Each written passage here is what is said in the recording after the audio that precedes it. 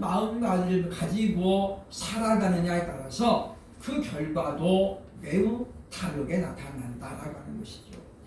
그래서 이 노론들도 세상사 마음가짐에 달려있다라고 했습니다.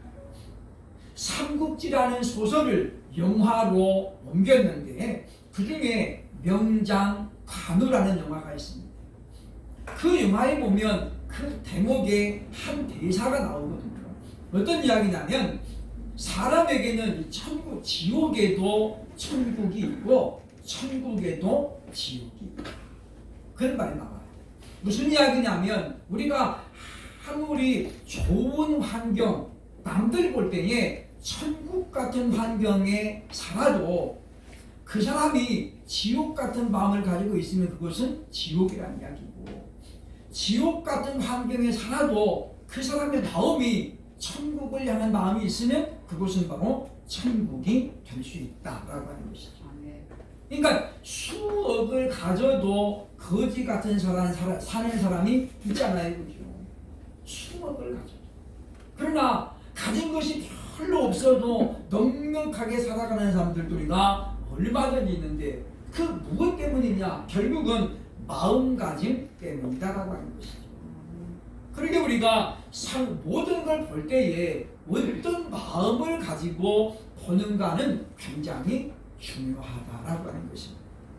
그래서 오늘 본문에도 지금 바로 그와 같은 사실을 오늘 사도 바울을 통해서 깨우치고 있는 것을 보게 된다고 하는 것입니다.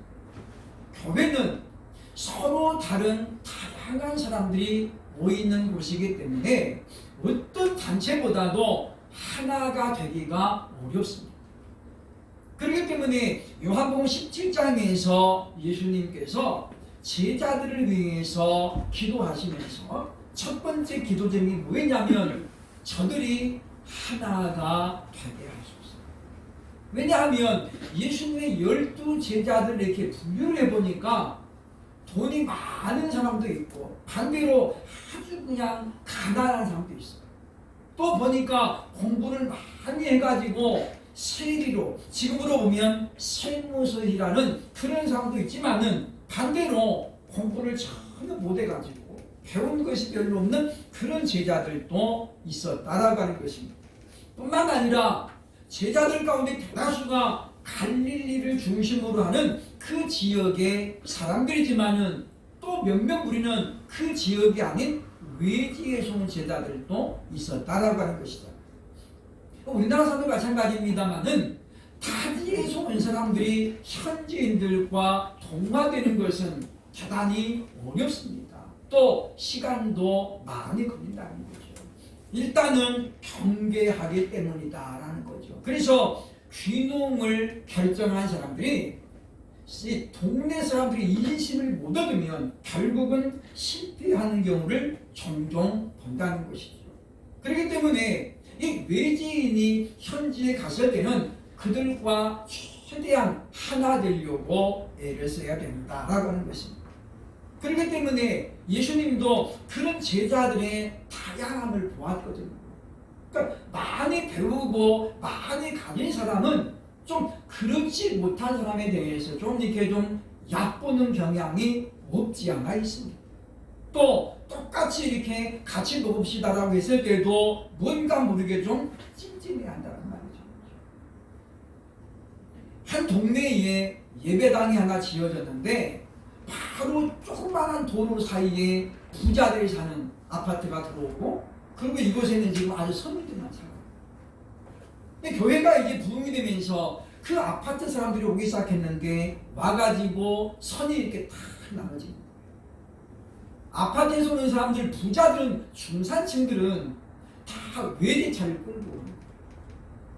그리고 이 먹는 것도 다 다르고, 이게 목사님이 이렇게 이제 하나 되기 위해서 구역을 이렇게 묶어놨거든요.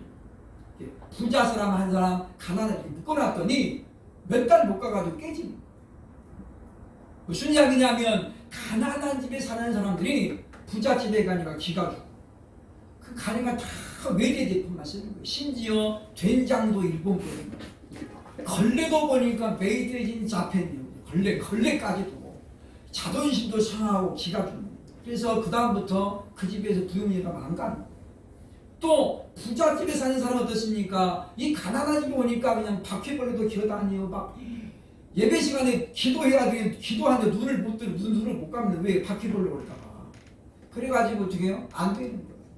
결국은 이제 그 교회는 다시 이제 부자 사람들은 부자 사람들, 가난한 사람 가난한 데를 묶어주다 보니까 교회가 어떻습니까? 하나인 게 두 개가 됩니다. 그래서 참 보면 사람이 이와 같이 하나가 된다는 것은 대단히 어렵더라라고 하는 것입니다. 그것은 빌립보 교회도 예외가 아니었다라는 거죠.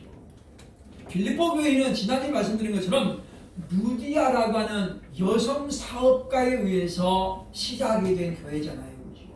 사장이야, 사장.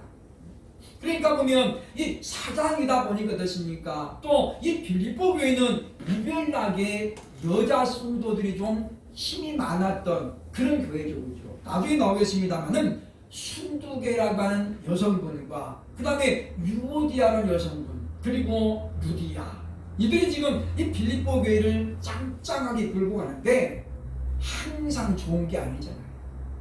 이 세 명의 여자들 가운데 어느 날 분열이 가기 시작합니다. 네가 잘났냐 내가 잘났냐 무엇인지 모르지만 어쨌든 간에 이 세 사람 가운데 분열이 조짐이 보여지 교회가 힘들어지는 거죠. 그래서 이제 바울이 뭘 이야기합니까? 오늘 본문에 이야기합니다만은 너희 안에 이 마음을 품으라. 그러면서 예수 그리스도의 마음을 품어야 너희가 하나 될 수 있다라고 지금 이제 화법을 제시하고 있는 것을 보게 된다라고 하는 것입니다. 그래서 우리는 자기보다 남을 낮게 여기는 마음을 가져야만이 교회는 하나 될 수 있고 또 가족들도 마찬가지라는 거죠. 자식도 키우다 보면 자녀가 둘이면 똑같지가 않잖아요. 그죠? 하나는 좀 공부를 잘하면 하나는 좀 못하는 경우도 있고 하나가 운동을 좀 잘하면 하나는 또 운동을 잘 못하는 경우도 있고 똑같지가 않습니다. 그렇기 때문에 똑같은 잣대를 들이대면 문제가 생긴다는 거죠. 그래서 우리는 나보다 더 나은 게 뭐 있나? 이 사람은 뭐가 장점인가? 뭐를 잘하는가? 이걸 자꾸 우리가 보고 그것을 우리가 활용하고 인정해 줘야 된다라고 하는 것입니다. 오늘 성경은 왜 우리가 자기보다 남을 낮게 여겨야 되는가? 그 이유를 설명하면서 그리고 그 결과까지 설명을 하고 있습니다. 왜 우리는 나보다 더 남을 낮게 여겨야 될까요? 오늘 말씀을 통해서 과연 우리가 낮아진다는 것이 무엇인가 함께 생각해보고 그 결과를 또한 돌아보면서 우리들도 좀 더 겸손한 사람 자기를 낮출 수 있는 낮아짐의 자리에 들어가는 훈련을 할 수 있는 그런 우리들이 되어야 되겠다라고 하는 것입니다. 첫째로 우리가 낮아진다는 것은 무엇을 의미합니까? 오늘 본문 3절에 보면 겸손한 마음을 갖는 것이다 라고 말씀합니다. 2장 3절에 보면 이렇게 말씀하지요. 보면 아무 일이든지 다툼이나 허용으로 하지 말고 오직 겸손한 마음으로 각각 자기보다 남을 낮게 여기고 라고 말씀하시죠.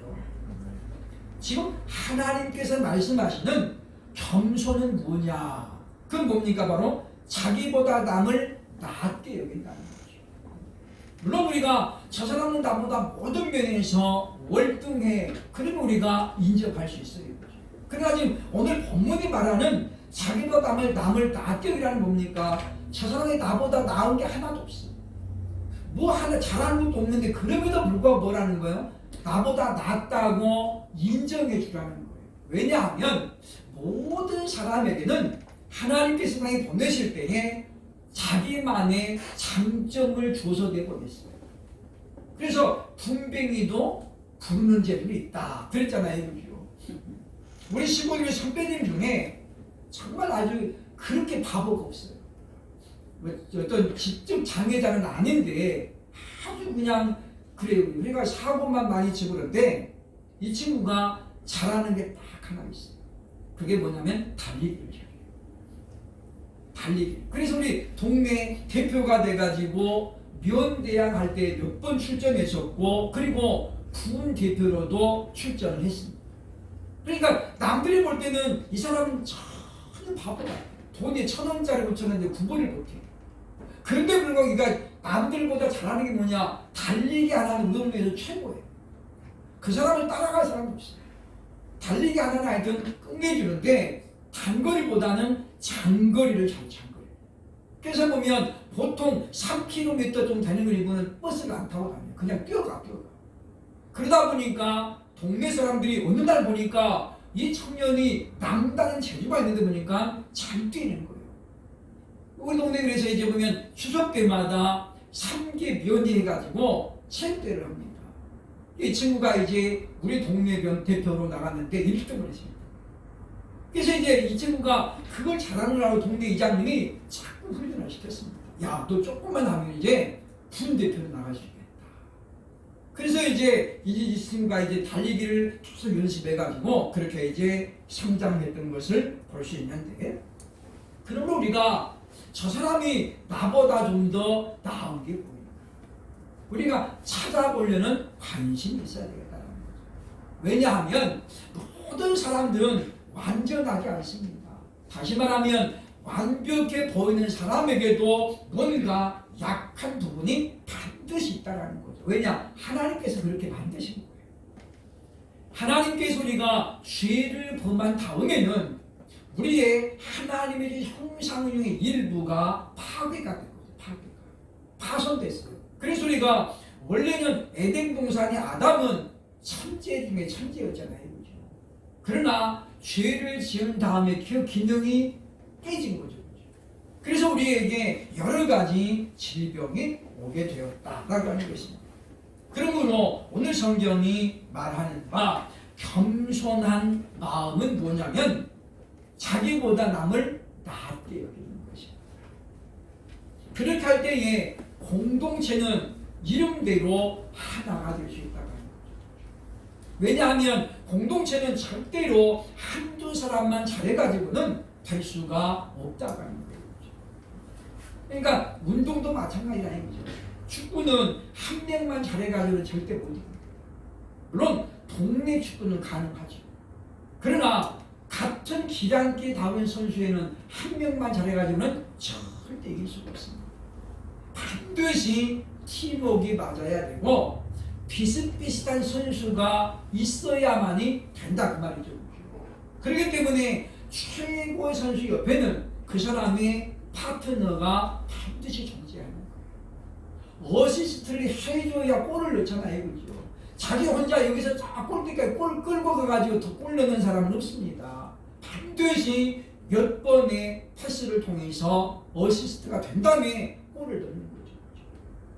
그러므로 사랑하는 여러분이요, 겸손한 마음은 어떤 겁니까? 결국은 자기를 낮추고 남을 저 사람이 잘한다 나보다 낫구나. 비슷하게 보여도 칭찬해 주는 거예요. 칭찬해 주는 거예요. 그래서 우리가 보면 저는 어렸을 때 보면 글씨 피체가 좋다 그런 말을 많이 들었어요. 그죠? 정말 잘 써서가 아니라 자꾸 우리에게 칭찬을 해주는 거예요. 그러니까 어떻게 됩니까? 더 잘 쓰려고 연습을 하죠. 저는 붓글씨는 딱 제가 딱 1년을 배웠습니다만은 붓글씨를 배우다 보니까 판글씨도 잘 쓰게 되고 또 연필 글씨도 잘 쓰게 돼서 판글씨 제가 3급이에요. 3급. 물론 꾸준히 연습을 해가지고 더 했으면 단계를 올렸겠습니다만은 그렇지는 못했다라고 하는 것입니다. 그래서 칭찬은 고래도 춤추게 한다 그랬잖아요. 그렇죠? 우리가 보면 그래서 공동체를 이루는 사람들을 보면서 저 사람은 뭐를 잘하는가? 1등이 아니면 어떻습니까? 조금 잘하는 것이 있으면 그것을 적극 인정해주고 칭찬해주는 바로 그것이 바로 겸손한 마음이다라고 하는 것이지요. 이스라엘의 초대 왕인 사울은 초대 왕이라는 프리미엄을 누렸잖아요. 얼마나 영광된 것입니까? 그런 그에게 하나님께서 훌륭한 조력자를 붙여주시고 그게 누굽니까? 다윗입니다. 소년 다윗은 일방적으로 몰리고 있는 전쟁에 가가지고 골리앗을 죽임으로 단번에 국민적인 영웅이 됩니다. 그랬더니 백성들이 이렇게 찬양합니다. 사울이 죽인 자는 천천히요 다윗이 죽인 자는 만만이라. 사울왕이 그걸 듣다가 기분이 팍 상하고 시기와 질투가 팍 올라옵니다.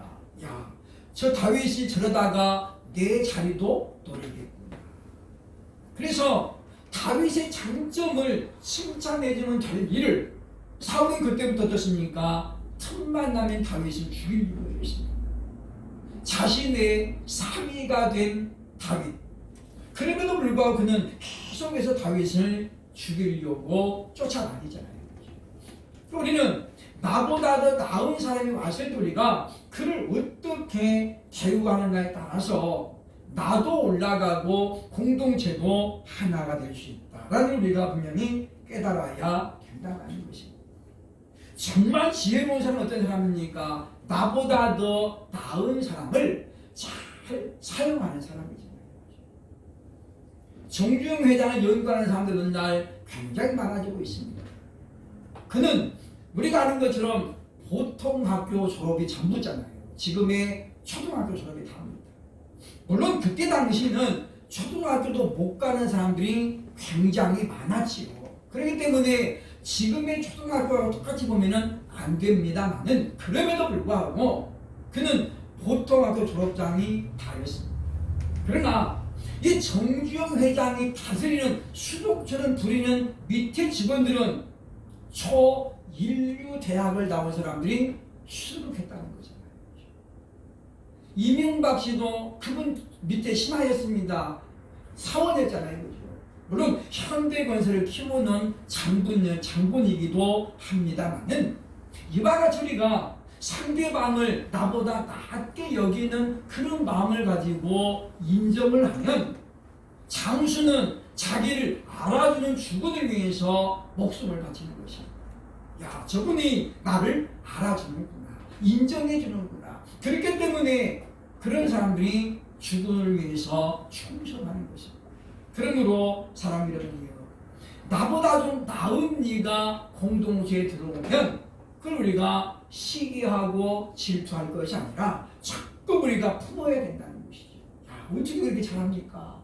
그런 훈련이 있어져서 우리가 참으로 겸손한 마음을 가질 수 있는 저와 여러분 되시기를 주의 이름으로 축원합니다. 둘째로 자신을 낮춘다는 이 낮아짐이라는 뭘 의미합니까? 바로 예수님을 닮는 것을 의미한다라고 하는 것이죠. 오늘 보는 5절로 8절의 말씀 보면 특히 보면 어떻습니까? 5절에 보면 말씀하지요. 너희 안에 이 마음을 품으라. 그러니까 겸손에 대해서 얘기하던 지금 바울은 갑자기 누구를 꺼내는 거예요? 예수님을 꺼내요. 즉 겸손의 모델이 많이 있지만 그 모델들 가운데 우리가 반드시 닮아야 될 모델이 누구냐? 바로 예수님이다. 왜냐하면 사람은 완벽하지 못하기 때문에 야, 저 사람 참 훌륭하다라고 했다가 그 이면에 전혀 예상하지 못했던 과거가 존재한다든가 또는 다른 모습이 있기 때문에 우리가 실망할 수 있습니다. 그래서 사람은 믿음의 대상이 아니라 사랑의 대상입니다. 성경은 뭡니까? 너희가 서로 사랑하라 그랬지 너희가 서로 믿어라 그렇지 않았거든요. 그러니까 우리가 믿음의 대상은 누구냐? 오직 예수님 하나님 뿐이에요. 사람은 사랑의 대상이지 믿음은 아니에요. 그렇기 때문에 사람을 믿었다가 낭패를 당하는 사람들이 얼마나 많습니다. 내가 그렇게 믿었는데 배신밖에 돌아오는 거죠. 라는 거잖아요. 그렇기 때문에 우리가 오늘 말씀 보면서 우리는 닮고 싶은 사람이 주변에 많이 있어요. 우리가 그 중에서도 오직 예수 그리스도를 닮아가려고 애를 써야 되겠다라고 하는 것입니다. 그러면서 바울은 예수님이 가졌던 겸손의 특징을 두 가지로 설명을 하고 있습니다. 8절에 보면 말씀하지요. 8절에 보면 사람의 모양으로 나타나서 자기를 낮추시고 죽기까지 복종하셨다라고 말합니다. 여기 지금 8절에 보면 예수님의 겸손을 나타내는 두 가지 특징이 뭐냐? 하나는 뭐였습니까? 복종했다는 거예요. 두 번째 무엇입니까? 사명을 온전히 감당했다라는 거죠. 그 사명이 뭐였습니까? 십자가의 죽으심이라. 그러니까 뒤집어 설명하면 어떤 사람이 순종할 수 있느냐? 겸손한 사람이 순종할 수 있느냐? 그러니까 교만한 사람은 절대 순종이 안 됩니다. 왜냐? 내가 너보다 낫다고 생각했기 때문이죠. 그렇기 때문에 순종이 안 되고 복종이 안 되고. 우리가 보면 주변을 보세요, 그죠? 말 안 듣는 사람 치고 겸손한 사람이 하나도 없습니다. 그러니까 있을 수가 없는 거죠. 두 번째는 뭐였습니까? 바로 사명을 온전히 감당하려면 겸손해야 된다는 거죠. 이 길만이 내가 가야 할 길입니다. 하나님께서 내게 주신 사명이 바로 이것이구나. 그래서 우리가 좌우로 한눈 팔지 아니하고 그 길만 가는 거예요. 그게 바로 사명 감당의 자세잖아요. 그렇죠? 그러면 예수님은 이와 같이 죽기까지 복종하셨고 그리고 십자가에서 죽으심으로 말미암아 아버지께서 맡기신 사명을 완수하셨잖아요. 그러므로 십자가상에서 예수님 말씀합니다. 다 이루었다. 그리고 운명하시니라 라고 성경 우리에게 알려주고 있다는 것입니다. 그렇기 때문에 우리는 그 예수님의 겸손을 내가 모델을 삼고 예수님의 겸손을 내가 잘 닮아가면 그것이 바로 낮아짐이 된다라는 걸 기억을 해야 되겠다는 것입니다. 고린도 교회가 자꾸만 분열이 일어납니다. 얼마나 안타깝겠습니까? 그래서 바울이 고린도전서 11장 1절에 이렇게 말합니다. 내가 그리스도를 본받는 자 된 것 같이 너희는 나를 본받으라. 무슨 이야기입니까? 예수 그리스도를 우리가 본받아야 되는데 눈에 안 보이잖아요. 예수님. 내 곁에 안 보이잖아요. 그래서 지금 바울은 뭐라고 하냐면 내가 예수님을 닮았으니까 너희는 나를 보고 배워라. 그 말이죠. 그러니까 이것은 바울의 교만이 아니라 바울의 자신감이죠. 그러니까 모든 사람들에게는 하나의 선생님이 필요해요. 그러니까 선생님도 가지각색이잖아요. 그렇죠? 끝까지 품고 다스리는 그런 선생님이 있는가 하면 이 아이는 내가 못하겠습니다. 그런 선생님들도 있어요. 선생님들마다 다 똑같은 거 아니잖아요. 그렇기 때문에 우리가 오늘 말씀 보면서 우리는 사도 바울처럼 누군가가 묻거든 내 삶을 보시고 예수 믿으세요. 나도 예수 믿기 전에 정말 엉망이었는데 예수 믿고 나니까 지금 그만큼 변했지 않습니까? 그게 뭡니까? 바로 바울의 마음이잖아요. 그러면 오늘 성경이 말하는 바 보면 품으라 5절에 나오잖아요. 그죠? 이 마음을 품다는 게 무슨 뜻일까요? 우리가 무슨 품으면 엄마가 이렇게 딱 품에 안은 그런 느낌을 생각할 수 있습니다만은 원문에 보면 이렇게 되어 있습니다. 원문에 보면 투토 프로네이테라는 말인데 투토 프로네이테 이것을 품으라 그 말인데 이 프로네이테라는 말 사전을 보면 마음을 이해하다 마음에 두다 또는 마음에 품다 그런 뜻입니다. 그러니까 보면 우리가 예수님의 마음을 품는다는 거 뭡니까? 예수님의 마음을 먼저 내가 이해하는 거예요. 이해를 해야 품을 수 있잖아요. 그렇죠? 이해가 안 되면 안 되잖아요. 그렇기 때문에 우리는 예수님께서 왜 그와 같이 자기를 낮추셨을까? 먼저 우리가 이해해야 되잖아요. 왜 부모들은 자기 입에 들어가는 것보다도 자식의 입에 들어가는 더 귀하게 될까요? 그걸 내가 이해를 하면 부모의 사랑을 내가 이해합니다. 근데 옛날에 그랬잖아요. 그죠? 야, 엄마는 안 먹어도 돼. 부엌에서 먹었어. 그러면 자식은 아무 생각 없이 그래요? 그리고 자기 혼자 먹잖아요. 엄마가 진짜 먹었는지 안 먹었는지 전혀 중요하잖아요. 누구만 알아요? 자기 입만 알아요. 그러나 나중에는 보면 엄마가 부엌에서 먹은 게 아니잖아요.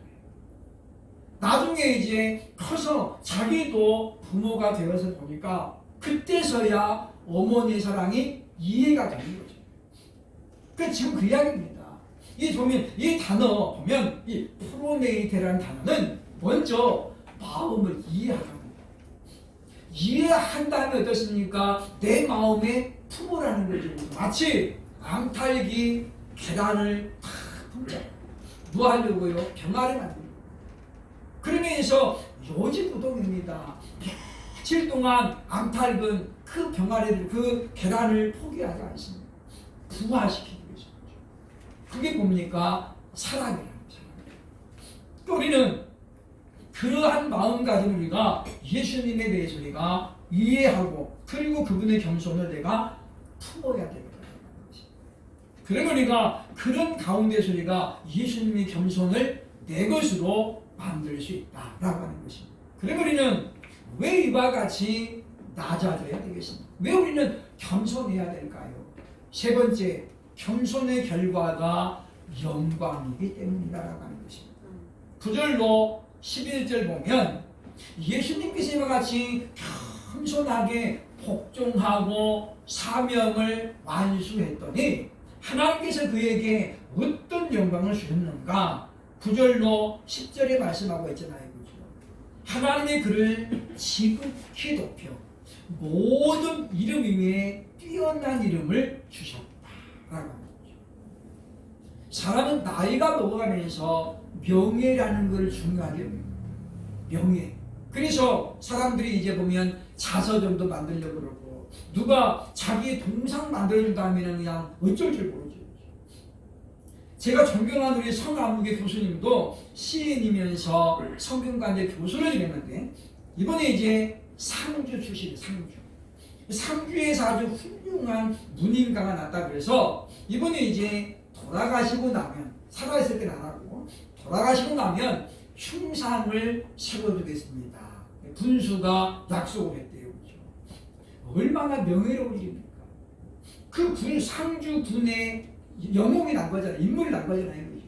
그러면 대대손손 자손들이 보고 우리 아버지, 우리 할아버지, 우리 증조할아버지 그러면서 얼마나 명예로운 가문이 되겠습니까?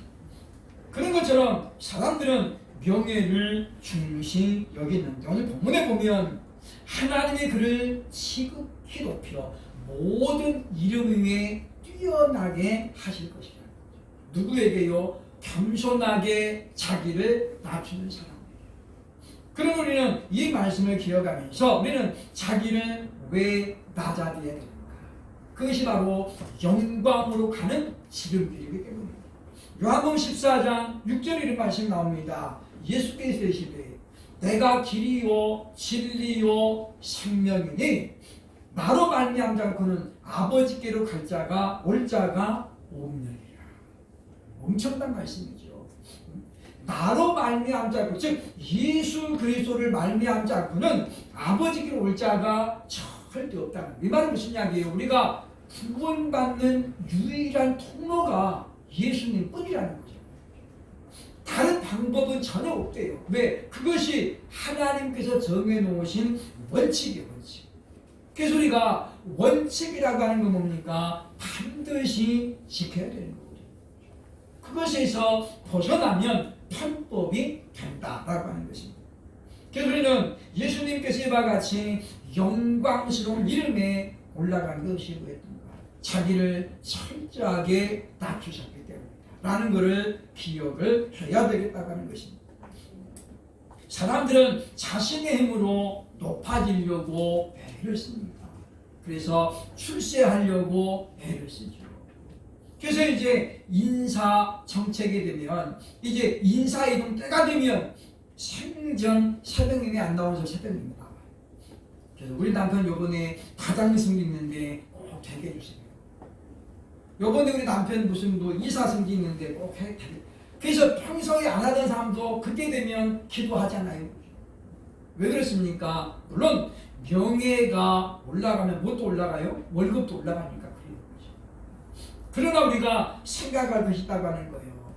내 힘으로 올라가려면 얼마나 힘들어요. 그러나 하나님께서 높여주시면 단번에 올라가는 거예요. 보세요. 그죠? 요셉이라는 사람이 옥에 지금 갇혀 있잖아요. 비록 누명이지만 자기 주인의 여종, 주인의 아내를 겁탈하려고 했던 그런 누명을 쓰고 지금 옥에 갇혀 있는 거예요.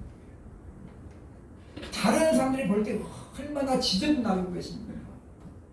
그럼에도 불구하고 하나님께서 그를 사용하셔서 높여주니까 어떻게 해요? 단박에 애굽의 총리가 되죠. 중간에 무슨 장관 거친 게 하나도 없습니다. 그냥 단번에 그 종의 신, 죄인의 신분에서 총리가 됩니다. 그래도 누구 하나 아니 되옵니다. 이렇다는 것입니다. 왜냐? 들어보니까 자기들이 하나도 생각하지 못했던 것들을 요셉이 다 방안을 가지고 있죠. 그러므로 우리는 이 같은 사실을 기억하면서 우리들도 참으로 하나님께서 높여주시는 사람이 되기 위해서 내가 과연 어떤 삶을 살아야 될 것인가? 내가 못 나가지고 낮추는 것이 아니라 할 수 있음에도 불구하고 낮추는 것입니다. 제가 지금도 평생에 잊지 못하는 장로님이 한 분 계시는데 제가 부교육자 생활할 때 우리 원로 장로님이잖아요. 그분은 신림동에서 방배동까지 오시는 분인데 교회 오시면 맨 먼저 하는 게 뭐냐, 테이프를 뜯어가지고 강대상에 요 자리에 티끌 먼지가 있으면 다 그걸로 붙여내 닦아내요. 물론 토요일날 저녁에 와가지고 집사님들이 청소했어요, 그죠? 그래도 이 장로님 눈에 뭔가가 띄면 그걸로 다 닦아냅니다.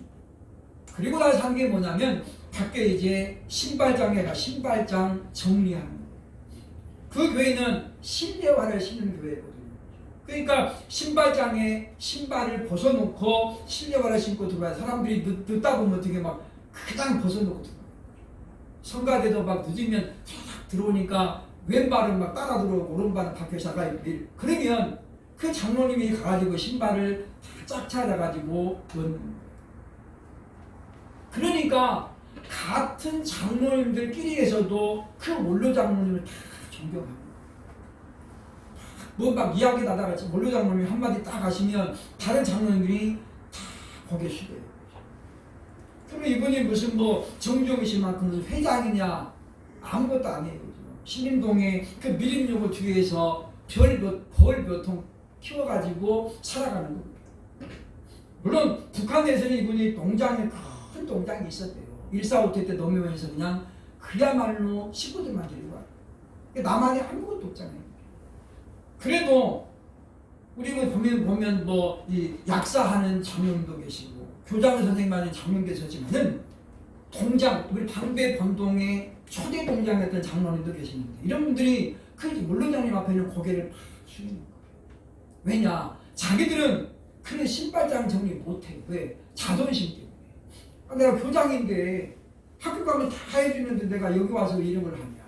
하고 싶어도 못하는 거예요. 내가 지금 중앙대 대학원 나와가지고 여기 약사하는데 내가 왜 이걸 하고 있냐. 안 해요. 못해요. 그러니까 이 장로님 뭡니까? 원로지만은 스스로를 낮추고 가가지고 남들 안 하는 거예요. 그거 하는 거죠. 그러면 젊은 사람들이 보고 어떻습니까? 보고 배우는 거예요. 배우게 되고 야, 참 장로님 훌륭하시고 그렇게 되어진다고 하는 것입니다. 사랑 여러분이요, 우리가 이와 같이 자신을 낮춤으로 겸손한 사람들이 되어져서 지금보다도 하나님께서 높여주시는, 그래서 존경을 받을 만한 그런 위치에 서고, 실제로 우리가 같은 교회 안에서도 참 누구는 참 훌륭하십니다, 이런 칭찬을 받을 수 있는, 그래서 하나님께서 참으로 영광으로 높여주심을 경험하는 저와 여러분 될 수 있기를 주의 이름으로 축원합니다. 기도하겠습니다.